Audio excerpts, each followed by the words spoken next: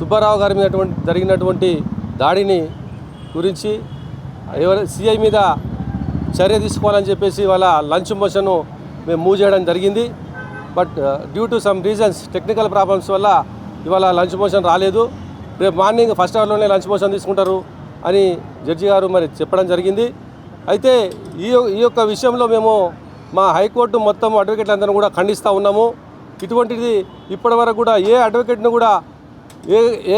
కూడా ఏ పోలీసు కూడా ఇప్పటివరకు బ్రీత్ అనలైజ్ చేయమని చెప్పేసి ఇప్పటివరకు ఎక్కడ కూడా చెప్పలేదు. చరిత్రలో ఇదే ఫస్ట్ టైం జరిగింది. అంటే ఇంతటి అవమానానికి గురి చేసినటువంటి మా అడ్వకేట్లకు ఈ అడ్వకేట్ అందరూ నేసిస్తూ అవసరమైకుంటే తెలంగాణలో ఉన్నటువంటి అన్ని కోర్టుల లోపల కూడా నిరసన తెలియజేస్తూ ఉన్నాము. ఎందుకంటే ఒక న్యాయవాది విక్టిమ్ తరపు నుంచి కొట్లాడుతున్నట్టు న్యాయవాదులకే రక్షణ లేకుండా ఉంటే పోలీస్ స్టేషన్లో కొన్నప్పుడు సామాన్య పౌరుడికి ఏ రకంగా రక్షణ ఉంటుంది అని చెప్పేసి మేము అడుగుతూ ఉన్నాం, క్వశ్చన్ చేస్తూ ఉన్నాం. ముందుగా పోలీసు వ్యవస్థలో ఉన్నటువంటి బిగ్ బాస్లు ఎవరైతే ఉన్నారో వాళ్ళు ఒకవైపే ఆలోచన చేయకుండా బయాస్గా ఉండకుండా ఎవరైతే నిందితులు ఉన్నారో నిందితులకు సపోర్ట్ చేస్తూ మా యొక్క అడ్వకేట్ల మీద దాడి చేసే ప్రయత్నం చేస్తూ ఉన్నారు. కాబట్టి పోలీసుల మీద వెంటనే చర్య తీసుకోవాలని చెప్పేసి ఇవాళ రిట్ పిటిషన్ మూవ్ చేసినాము. రేపు మార్నింగే వస్తుంది.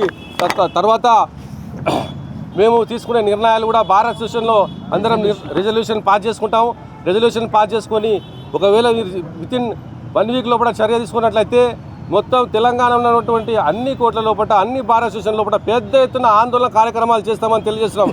ఎందుకంటే అడ్వకేట్ ప్రొటెక్షన్ యాక్టు మొన్ననే మరి అసెంబ్లీలో పాస్ కావడం జరిగింది. అది అయిన వెంబడే మొట్టమొదటి సంఘటన ఇక్కడ జరిగింది.